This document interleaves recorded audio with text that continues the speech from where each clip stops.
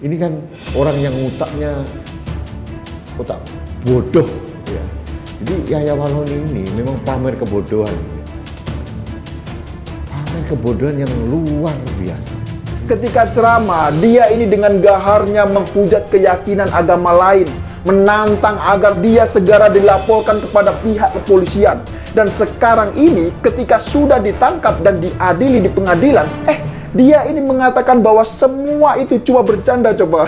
Menurut saya, Yahya Walloni ini tidak jauh beda dengan seorang Rizik Syihab, Bahar Smith, dan Sugi Nur yang cuma jualan agama untuk mencari makan. Ya benar aja sih.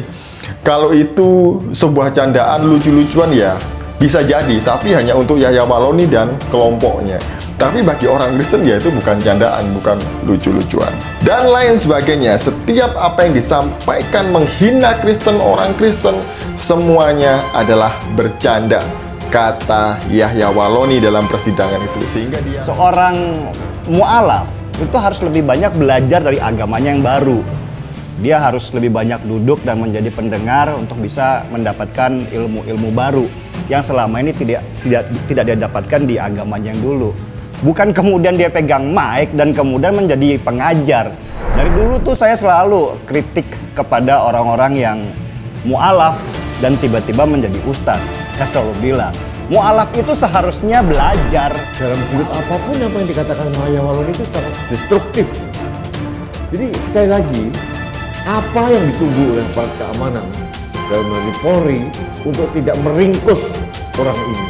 Jangan sampai ini akan menjadi presiden buruk. Jadi menurut saya apa yang dibangun oleh Yahya Walloni jauh lebih membuat kegaduhan dan membuat penyesatan yang sangat-sangat luar biasa. Walloni ngaku bercanda sebut Injil palsu, jangan-jangan jadi mu'alaf juga bercanda. Anti klimaks adalah kata yang tepat untuk menggambarkan Yahya Walloni yang saat ini sedang menjalani sidang kasus penistaan agama.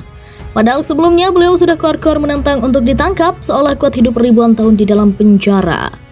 Biar lebih afdol, kita kutip dulu pernyataan Yahya Walloni ketika dicecar di pengadilan. Jelas ini sangat anti klimaks atau bisa juga disebut gagal ejakulasi. Padahal kadrun pendukung Walloni sebelumnya sering koar-koar kalau Walloni akan membongkar kebohongan agama Kristen, salah satunya adalah soal Injil yang dipalsukan. Kadrun dengan percaya diri bahwa Yahya Walloni kalau sampai ditangkap akan menguliti ajaran Kristen. Alih-alih sanggup membuktikan Injil palsu, ternyata malah Yahya Walloni lagi bercanda alias yang diucapkan semuanya hanyalah palsu. Padahal sebelumnya dengan gagah berani Yahya Walloni berkata, kalau memang kajian ilmiah dan fakta ilmiah kan tinggal dibeberkan. Buku ilmiah mana yang membuktikan Injil palsu? Untuk membuktikan keaslian suatu kitab itu ada ilmu yang namanya kritik teks.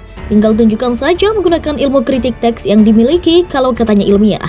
Tapi sebaliknya, kalau cuma modal kepercayaan atau keyakinan berdasarkan kitab suci sendiri, maka cukup yakini saja. Untuk apa keluar-keluar fakta ilmiah dan kajian ilmiah? Cukup bilang kalau menurut kitab suci saya, Injil sudah dipalsukan. Paling nanti dibalas sama yang Kristen dengan meminta tunjukkan bukti yang asli. Atau balik menguliti balik kitab yang dijadikan dasar menuduh Injil sudah dipalsukan. Nanti ujung-ujungnya paling nangis teriak-teriak dizolimi dan penistaan agama. Inilah ciri-ciri umat manja, menghina kitab suci lain berdasarkan kitab sucinya. Tapi ketika kitab sucinya balik dikritisi karena menuduh kitab lain palsu, teriak-teriak penistaan agama.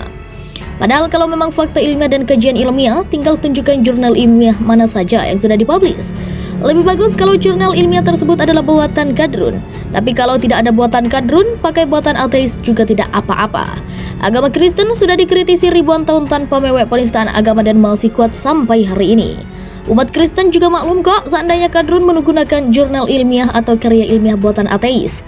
Karena umat Kristen sadar kalau Muslim tidak sampai 1% dalam daftar peraih Nobel. Itu juga mayoritas bukan kadrun tapi Muslim moderat. Berapa persen sih di era modern ini kadrun yang berpengaruh dalam karya-karya ilmiah, ilmu teknologi dan sains? Jadi seharusnya kadrun berpikir dulu sebelum pakai alasan kajian ilmiah dan fakta ilmiah.